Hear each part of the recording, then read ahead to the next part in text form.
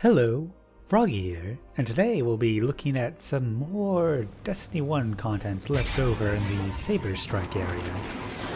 We're not going to be getting out through the Lost sector this time. This time I'll be showing you a Sparrow breach. So this isn't quite your classic Sparrow breach, it's more like what you see in Deep Stone Crypt and when you want to pass through a gate. We'll be going through that wall right there. And this one's very much all or nothing. You aren't going to partially get out here. See, my ghost light's kind of behind the wall, which might actually have something to do with how this actually works. You just kind of want to line yourself up by the wall, pointing at that crack, and angle correctly, and you'll just go straight through the wall. It is a fair bit quicker than the Lost sector route. So now we're just going to head on up into the load zone here. And this time around it is a bit easier with access to a sword.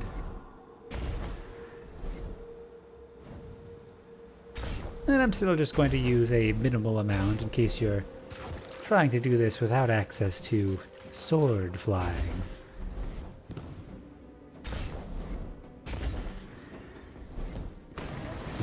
You don't need a Sparrow here, but it is nice for going a bit faster. Of course, it won't help if you drive it into the pit, but we've got editing, so I can go just as fast. The next thing we need to do is get inside of this sort of shell we're walking on. Luckily that's not too bad. Just drop down where these join and swing into the corner. And then just crouch and jump upwards to land on a structure inside that you can climb up. It'll be invisible at first, but don't worry, it's still there. And now we're going to be heading over to what I have been told was part of the Promethean Code mission in Destiny 1. I never actually played D1 myself, so all of this information comes from other people that I had to ask about it. So there's a invisible wall in front of us. You can either go up or down. I'll show you down for now. There's actually ground that we can land on, but I'm just gonna sword fly across. JB3 had a video a while back showing the room I'm heading to now.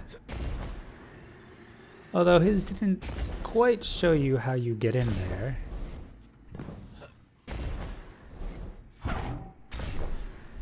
You just need to climb back up to the top here. And we'll be finagling our way in through the pipes.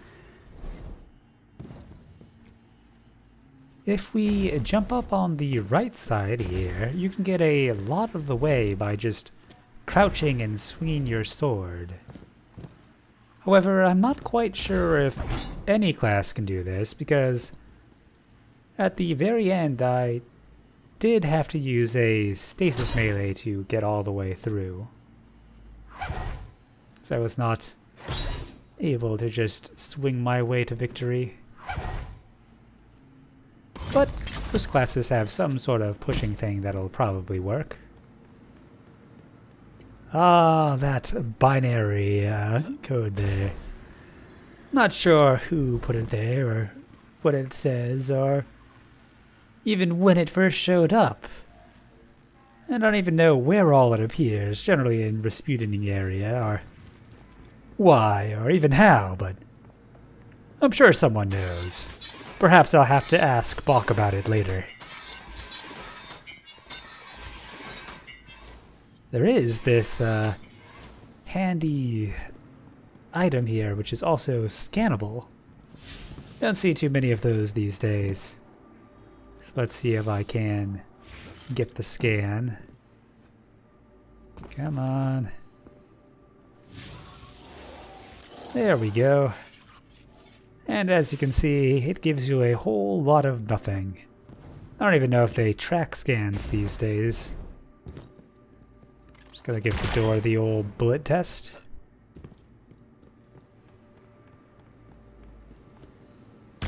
Nope, that one's real, but it's not opening for us.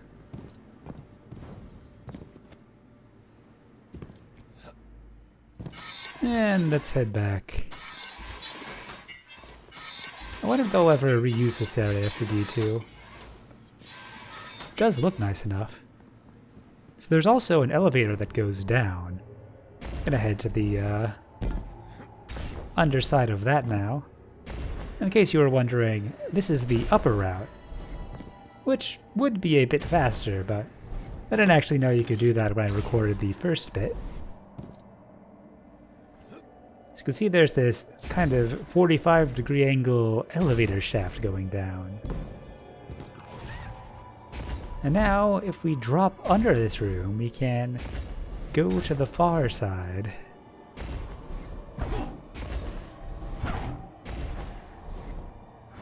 Luckily, there is land for us to land on.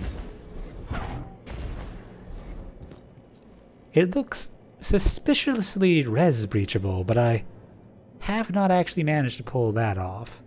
But that doesn't quite stop us. We still have the interdimensional res breach. So we're just going to launch the fallen Saber strike, which, luckily for us, has a very good auto res. You can do the first bit of the strike as per normal, but before you go too far, you're going to want to send 2 people back to the steps, because we'll be setting up a drop box. It doesn't need to be the steps in particular, it's just a convenient place to set it up.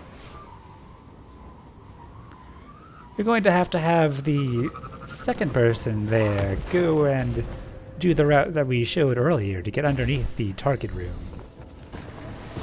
This little technique is pretty handy in this zone. Puts you in a turn back, so make sure you go fast. So I wouldn't recommend setting the Sparrow up there, because the ground's a bit funky, but one level up it's pretty nice. Going to want to use about the standard timing for Dropbox, which I think is about 7 seconds. If you go too soon, you'll just die immediately. And if you go too late, it'll take extra time.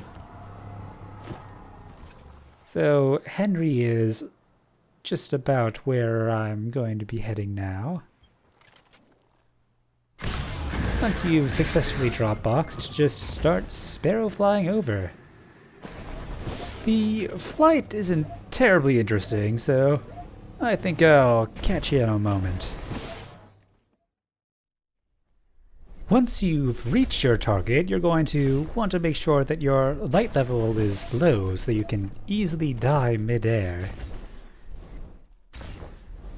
And once you're just in the right place, jump off your Sparrow and shoot it with an explosive. Now we just need to die to the load zone. But before we do that, we have to escape this room without dying. You should definitely set your light back at this point. I didn't, because I was dumb. Don't be dumb, raise your light level. Luckily you can jump back up and do basically the same trick that we used to get here in the first place to get out. Although the timing may be a little bit tighter, and the jump can be a little tricky. But once you're up, just go against the wall and summon your Sparrow. Get off of it to the right, and you'll be on top. And then just sprint for back inside the map. At this point, we're just going to head for the same Sparrow breach that we used earlier. But you want to make sure not to die, because if you do, you'll have to do that Sparrow flight over again. And while it isn't terribly long, it is a bit annoying.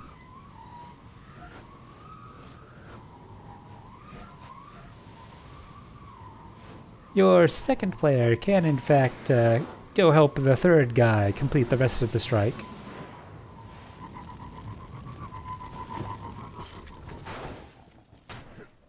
I'm being a little bit more cautious this time, making sure to actually kill the enemies around. Of course, this is just a playlist level strike, so things won't be hitting you too hard.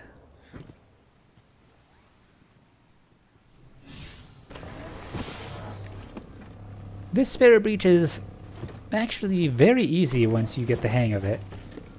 I was just doing this after being out of practice for a week or two. And there we go. So, we aren't quite doing the same thing that we did before, since we need to die to the bunker load.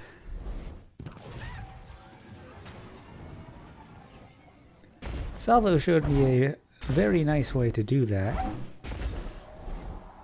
along with Cool, I believe.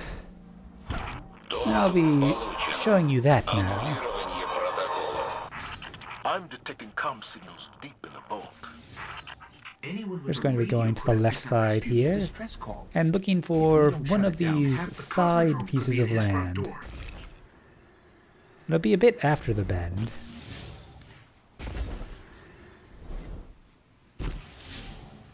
And we're going to be hitting the load very slowly.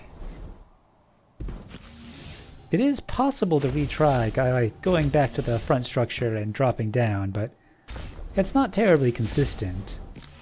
So I would recommend getting this first try. Crouch and walk into the side. You don't really need to be careful until you fall off that little ledge. You don't need to go quite as slow as I'm going here, but, you know, better safe than sorry. If all goes according to plan, you should die the moment you hit the load, and you should see your ghost show up right inside of this room. When you're ready, have your ally drop down to hit the auto-res. You don't have to go back up like Henry did there. That just makes it quicker to join your ally without having to leave and rejoin. And here we go. I believe this room was used in the Touch of Malice quest, as well as Sleeper's Simulant. If your allies want, they can leave and rejoin to get here themselves. The entrance will open for them from the inside if they press the prompt. Of course, they'll have to do the drop box as well, but you'll be there to get the res. Not all that much to see in this room. Fog is neat. I guess there is this one wall texture that was playing some tricks on my head here. Just kind of seems to stretch and skew in ways that I find a bit unnatural. So yeah, go ahead and check out this room if you want to see the mesmerizing stretchy wall texture.